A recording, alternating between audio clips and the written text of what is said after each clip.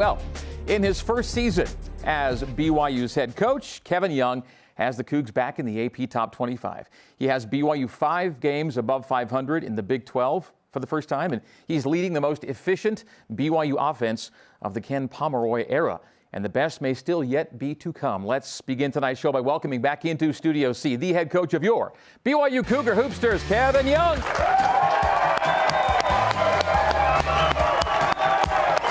There we go. Good to see you.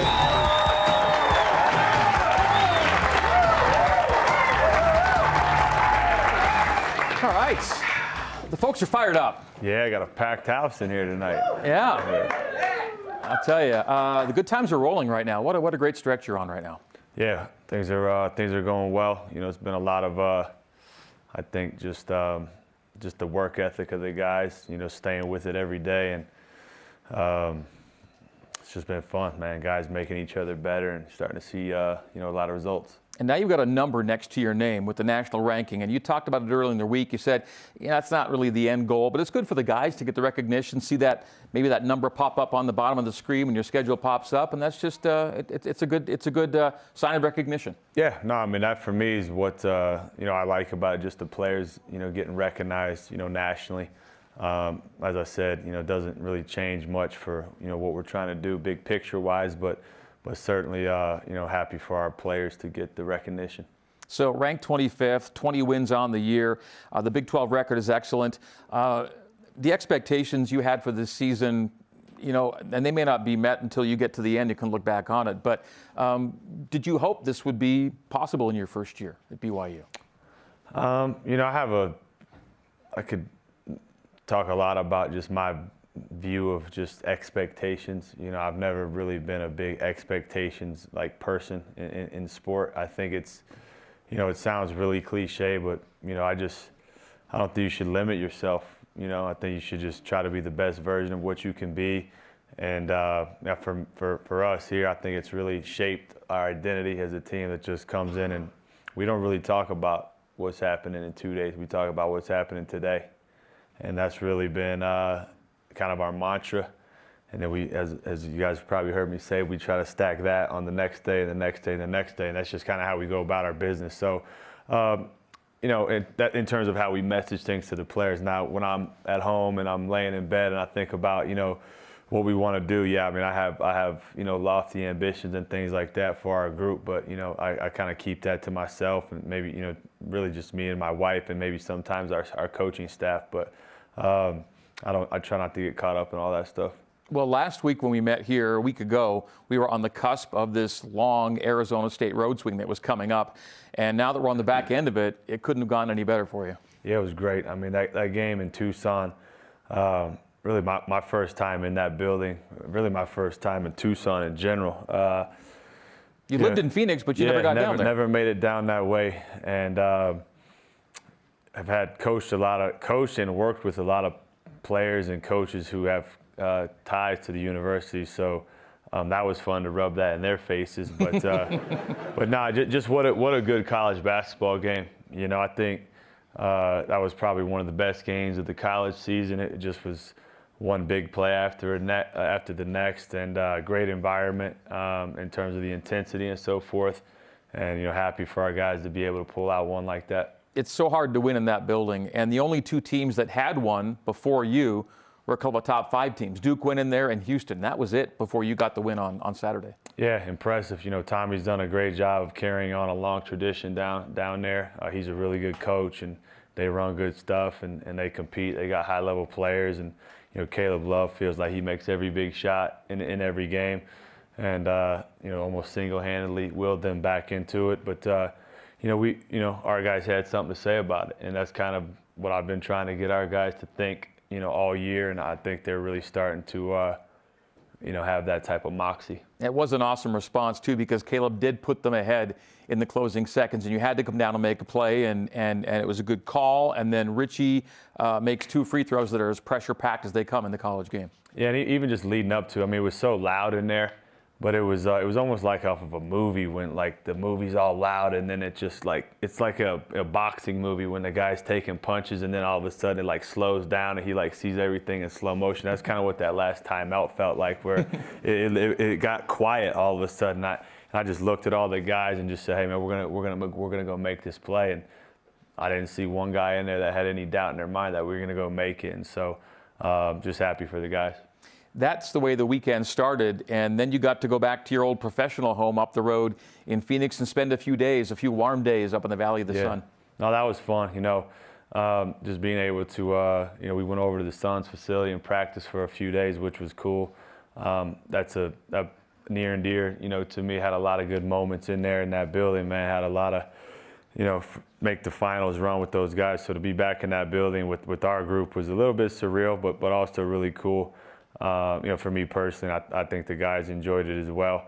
And, just a good all-around couple of days in Phoenix at the hotel hanging and guys being able to be out in the pool and just enjoy the sun. And, for me personally, have a lot of family in and around the area was fun. And the practice facility floor was more open because they were actually on the road, the Suns were, so it was good timing that way. Yeah, it was great, and that was something we kind of worked out when I first reached out to them. It just kind of happened to fall on a perfect time when they were on the road and we could get in there, and they gave us the first class treatment, kind of literally and figuratively opened the doors to the whole facility to us, and that was cool. You're working on the Saturday-Tuesday rhythm all week in Big 12, all season in Big 12 play. You got the one Wednesday game though, and it was going to be the Arizona State game, so you knew it was coming.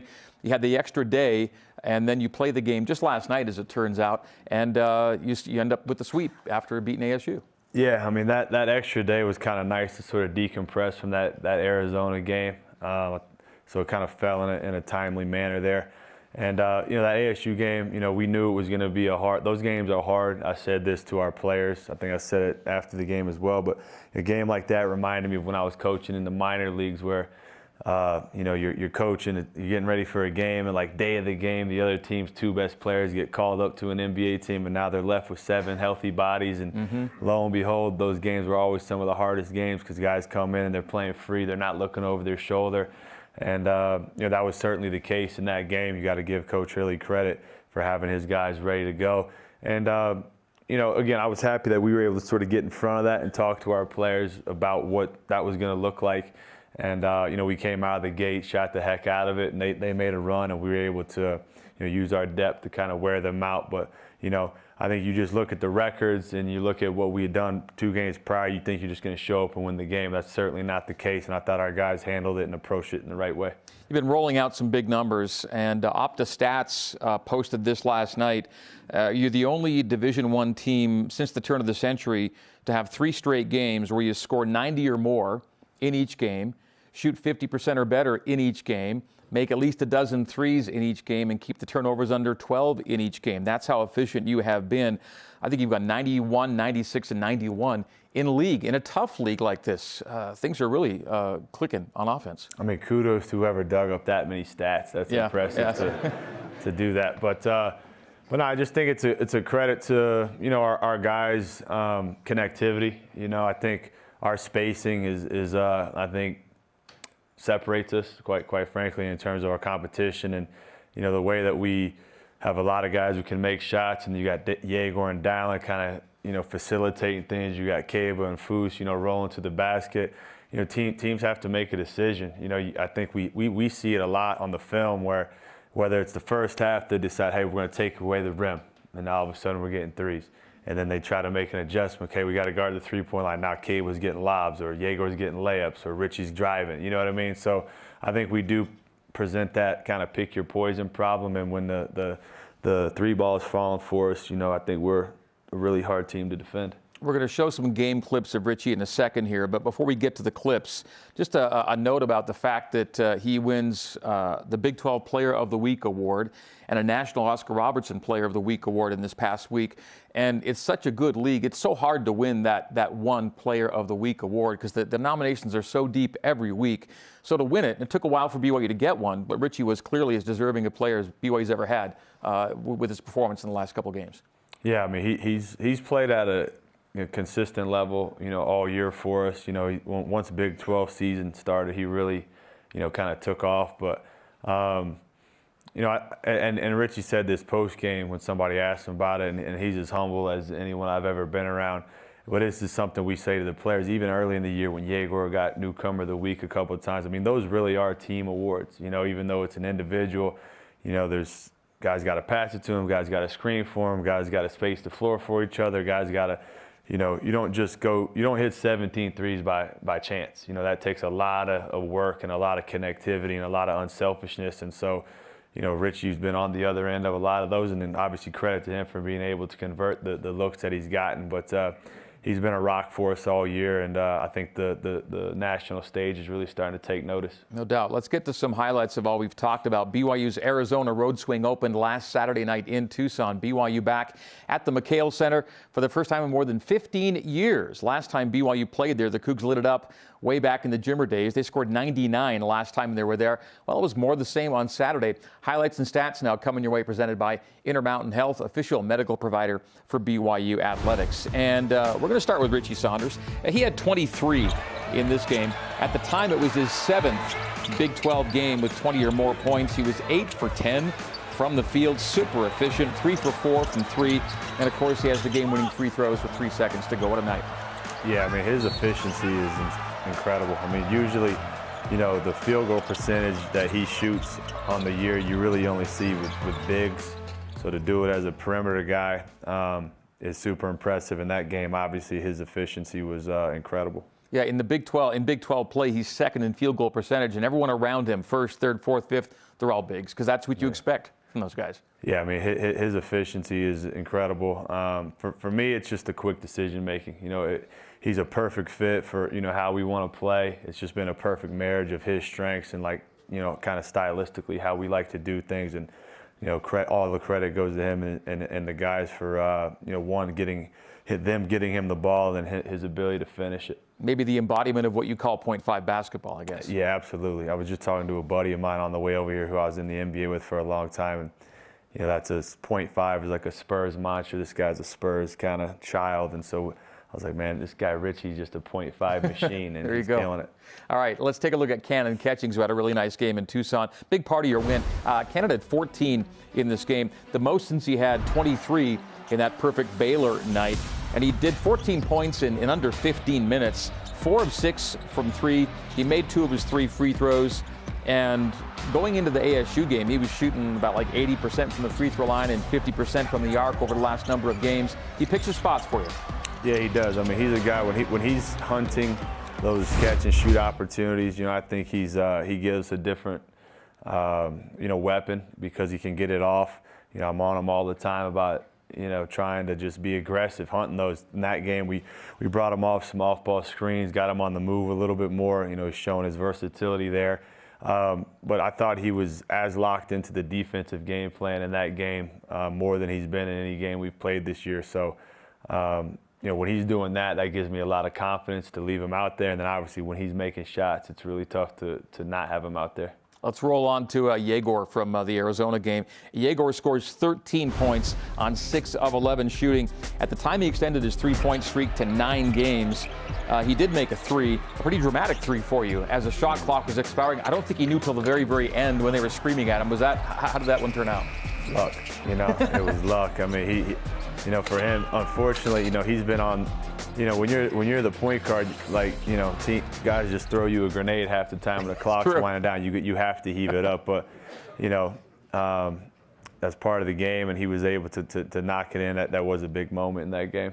Okay, I love the game Mawut had in Tucson. 11 points in 20 minutes for Mawut Mag. It was his first back-to-back games with 10-plus points since way back in the Wyoming, Florida A&M games in non-conference play, and he made a couple of threes for you.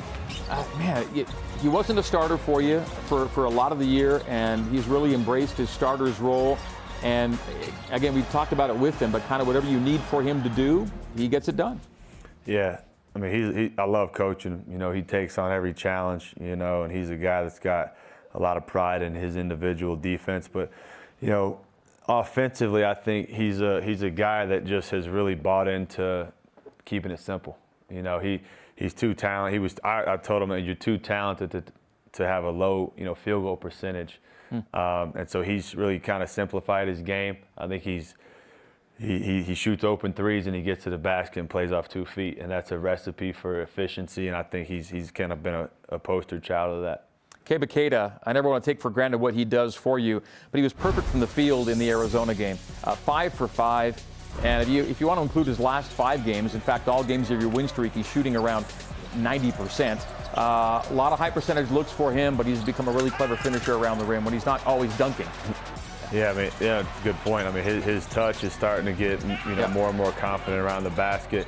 But again, clips like that where when he's rolling down the lane and you got a 6'9" guy as the handler coming downhill and you got a 45% three-point shooter in the corner over there, I mean, that's a pretty daunting task for an opposing defense. But, Keba, I think, is getting more and more comfortable. The bounce pass he had to Richie is growth for him. We've been working on, Burgess has been working on just his kind of ball skills all year, and, was really happy and proud for him when he made that pass. The Arizona win was the 100th career win for Trevin Knell.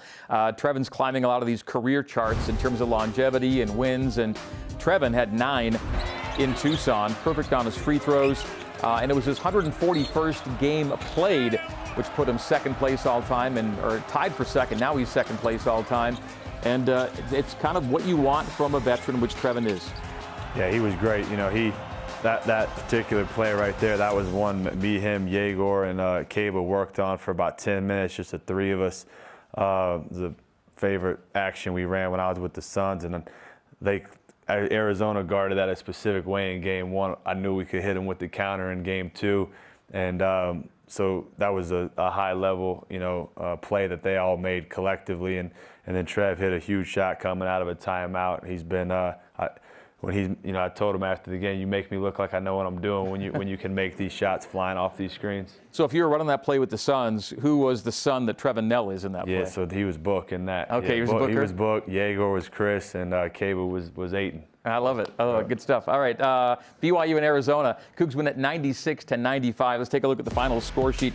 And yeah, I mean, the fact that it was a 96-95 game without overtime, such a high-level basketball game. I've been saying to people and on social, you had to be so good to win that game, because if you give Arizona 95 on their home floor in a sold-out gym with the numbers they put up, you've got to be excellent.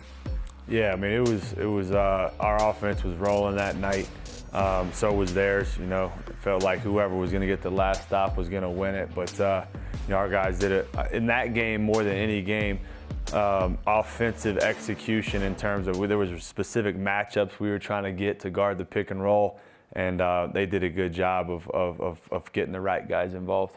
Okay, right after the game on Saturday night, we were literally on the road and up Interstate 10 to Tempe, where BYU got some good work days in ahead of last night's showdown with the Sun Devils of Arizona State. So let's get right to it. Coach mentioned before, 17 three-pointers just don't happen. BYU made 17 of 34 threes last night in Tempe. First Big 12 team in 4 years, and only the 8th Big 12 team in the last 20 with 17 threes on 50% or better from the three-point line. Yeah, and it's, I think it's, the three-point discussion can be an interesting one. I don't think it's, I'm not of the mindset of just go out and jack threes. That's not how we want to play. We really want to get high-quality threes. Shot quality is something we talk about, a lot. I think, the way that the guys were able to, the looks we were able to generate, I think, was the telling story in that game. And obviously you got to be able to knock them down. But very few of those were forced or contested. And I thought, anytime we're getting that many open catch and shoot threes, it's usually going to be a good night for us. Rich got hot early from 3. Back to Richie Saunders here. He scores 26. So his point total keeps on going up and up and up. Career high tying 6 threes for Richie in this. 3 consecutive games now with 20-plus points. First guy since Yoli Childs more than 6 years ago to have 6 consecutive games of 20 or more for BYU. And as we talked about, he's now second in the league in Big 12 play in scoring, and second in field goal percentage, and first in three-point percentage. And that three-point percentage number they require, Coach, in the Big 12, you have to make at least 2.5 threes a game, so you've got to be a volume guy and a percentage guy. Yeah, I mean, he's metrics-wise, he's off the charts just about in every category as you kind of just laid out across the board. But the thing I love about Richie is most of the stuff he gets is just within the flow of what we do. Like, very rarely are we slowing it down to try to run a play for Richie, and those to me are the hardest ones to game plan for. You know, specific sets, you can take things out if you do it, guard it this way or guard it that way, or switch this or switch that. You know, most of the stuff he gets is just conceptually within the framework of our offense, and that's something that's really hard to take away and to scout against.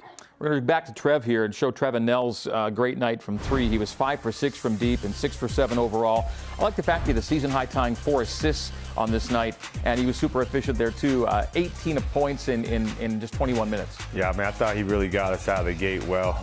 Really shot the heck out of it early in the game. You know, could have had even a bigger night.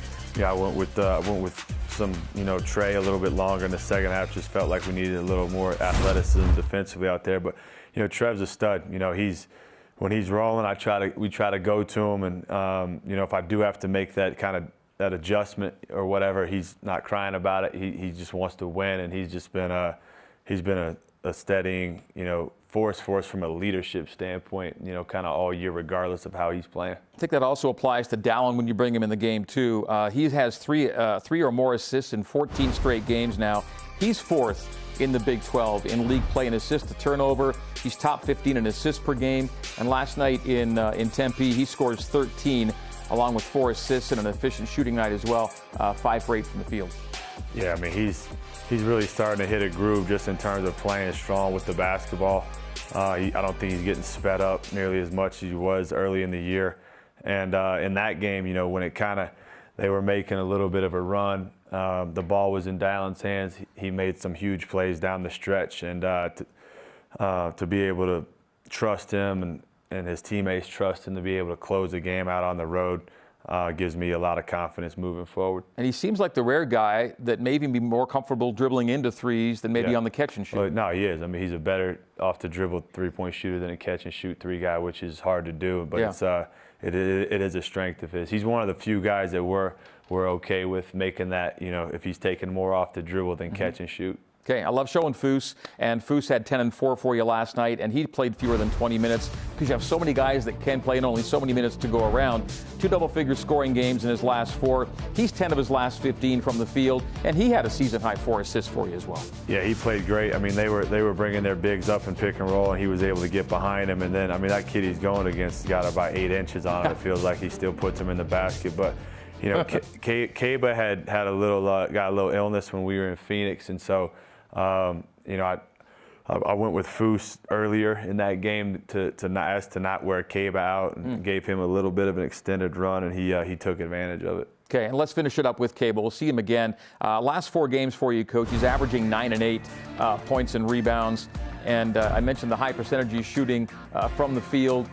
You know how to use him, and I know early in the year he had a little lower body issue, I think, but he looks to be in full health. And even though he wasn't maybe in full health because of his sickness, he gives you exactly what you want from a big in this league. Yeah, no, he's been playing at an extremely high level. Like I said, he did have a little bit of sickness that we kind of worked through, but he's in this last month, I feel like he's really found his offensive confidence. I think the guys have done a better job of getting him the ball in his spots where he can score it just easily. And then, you know, defensively, he's been able to you know, protect the rim for us and go up and get tons of defensive rebounds, which ignites our break. Let's fly through our final numbers here for both the ASU game and then the BYU metrics this week. There it is. BYU defeats the Sun Devils by 10. The Cougs now nationally ranked, as you see. A game that, again, the Cougs led by as many as 17, as you note there. Never really truly stomped Arizona State or ran away because they played so dang hard with only 4 or 5 scholarship guys available. Yeah, you got to give them credit, you know. But again, you know, we felt like we knew that was kind of going to be the case. Guys coming in off the bench, having not played a significant role, getting a lot of opportunity. You have to give them credit for taking advantage of that. But you know, again, at the end of the day, to be able to pull that one out on a like, again, emotionally, it's just hard, you know, so I think it shows a sign of maturity from our guys. Okay, team sheet check. BYU up 3 spots in the net from last week at this time. Up in the Ken Palm, BPI and KPI, everything surging into the right area. Top 30 and top 40 in most metrics where you want to be at this time of the year for sure. BYU looking good as they get to 20-8 on the season, and again 5 games clear of 500 in the Big 12. In the Big 12 standings, every Big 12 team has only 3 games remaining in their conference campaigns. 2 weeks from tonight, we're going to be on quarterfinal Thursday already at the conference tournament in Kansas City. Here are the league standings. You see BYU in a tie for 4th right now with Iowa State, and again the top 4 teams in the league, Coach, get that coveted double bye in KC. Yeah, you know, it feels like felt this way when I was in the NBA too. Regardless of it, it always gets super tight at the end in the standings, you know. And so you got to take care of business. You know, West Virginia is really good. Tough game we had out at their place. We were, you know, fortunate to get out of there with the win. They got, I think, one of the most dynamic guards, certainly in the Big 12, in Javon Small, who's coming off of a really good game.